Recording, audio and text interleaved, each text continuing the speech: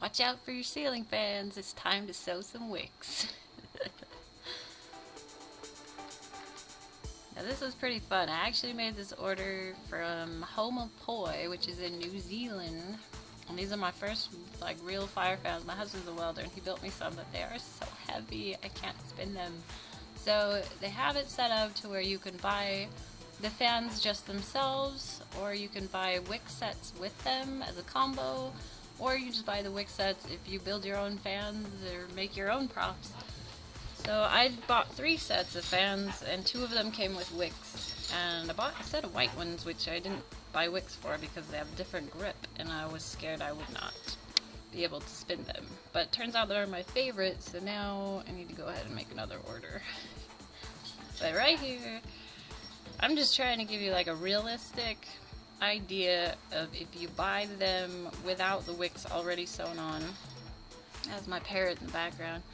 But this should give you an idea if you're going to do this on your own, doing it the way, and I'm sure I failed, and if they saw it they'd just be let down. But there's a video that they give you for free when you buy these on homopoi.com, and it shows you, the guy teaches you how to sew them on yourself. It's like 2 minutes long. It's a lot faster than this. But this is my first time, and I wanted to give other people an idea of what they're facing. Kevlar is thick, and it's really hard to sew through.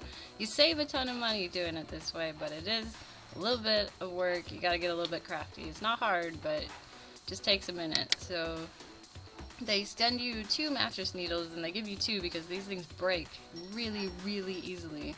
So you want to be really careful.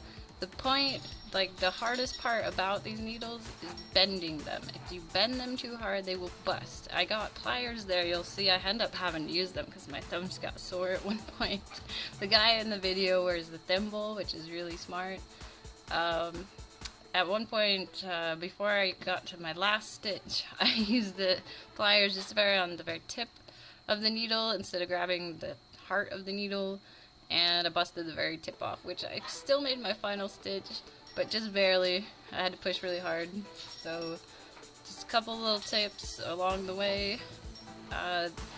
They say to use a rubber band, do 1 wick at a time, but I'm kind of OCD, so as you can see, I banded up all of them at once. I just got my pack of rubber bands. So I suggest doing that all at once just so you can see and be happy with where they're all going to sit. They measure them pretty perfectly as long as you do them all at once. I don't think you're going to have a wick like completely on the other side. I would say to bend them over, to fold them over. The guy in the video did it way bigger, and on my next set after this, I did fold them over with like a little bit more. I'd say this is more about a 1/2 inch, and I think he had a better idea. This is my first one, and I didn't really care or know. So, but it worked a lot better on the second set when I folded them a lot more on that last edge there. I don't know how much I trust Kevlar thread. Everybody else seems to that uses it, doesn't have a problem with it. It's kind of a weird idea thinking that you're gonna light thread on fire. I don't know, I kind of want to try the bolt-on ones, but I'm not good enough yet to ever light them on fire, so either way, I just wanted them on the fans to make sure that I'm practicing at the right weight once, if I ever can light them on fire kind of thing. And they do spin so much better once you have wicks on there. That weight is just, they spin themselves much better this way. And I like Homopoi. I don't know, you can, there's so many fans in the world to buy. In America though, for some reason, they're all like over 120 bucks a piece.